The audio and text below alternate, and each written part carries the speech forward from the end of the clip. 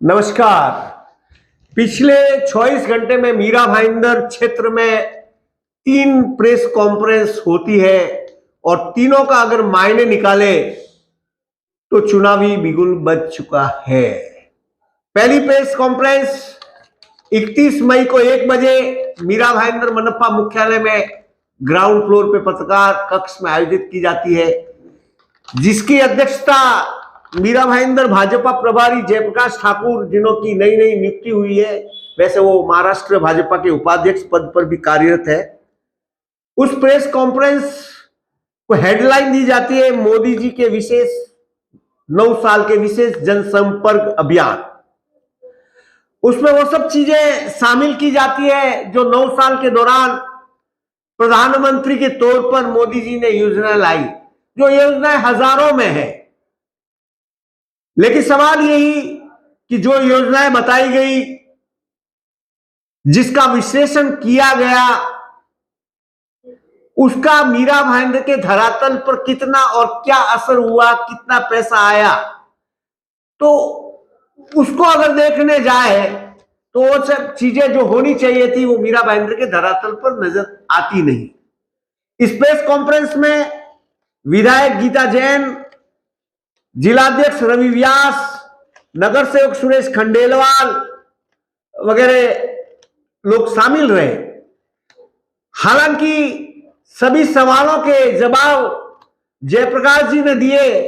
चूंकि जयप्रकाश जी क्षेत्र के लिए नए थे तो उन्होंने वो सब मुद्दों को टालते हुए जवाब के लिए अध्ययन की बात कही, जबकि प्रेस कॉन्फ्रेंस में जिस विषय को लेकर प्रेस कॉन्फ्रेंस की जाती है उसके बारे में तैयारी होनी चाहिए, लेकिन ये सवालों और जवाबों के बीच के अंतराल में दिखी नहीं।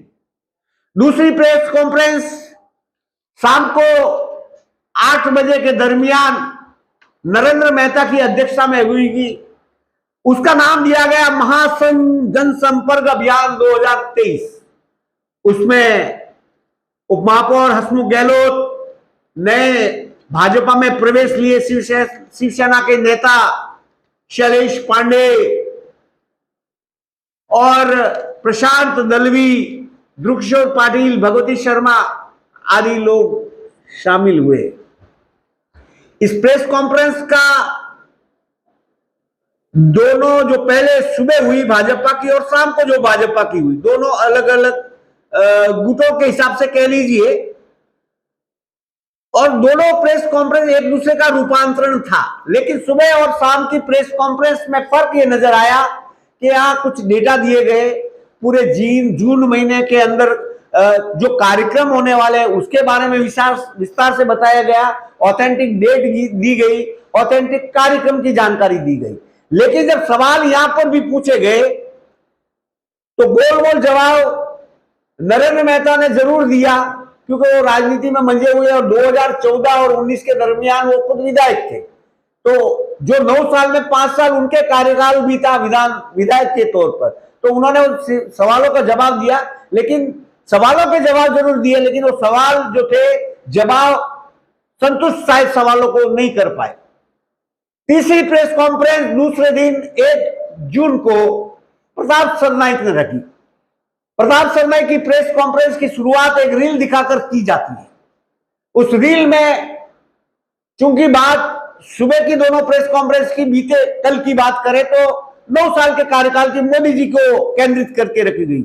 यहाँ की प्रेस कॉन्फ्रेंस रील के माध्यम से तीसरा टर्म विधायक के तौर पर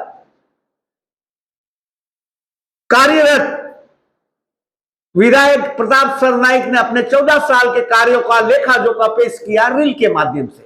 लेकिन उस रील को देखकर अगर रियल मीरा भाईंदर को देखें तो रील और रियल में फर्क नजर आता है।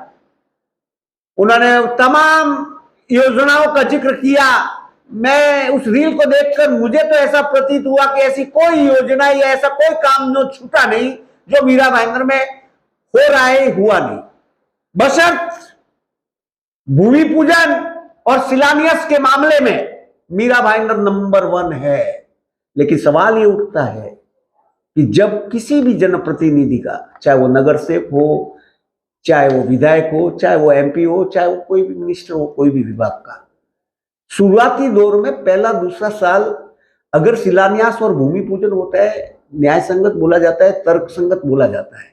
लेकिन जब बात चुनावी साल की आती है, 4 साढ़े 4 का कार्यकाल समाप्त होने को आता है, और तब कोई अगर भूमि पूजन और शिलान्यास होता है तो उसका लोकार्पण नेचुरली बाद में होने वाला है।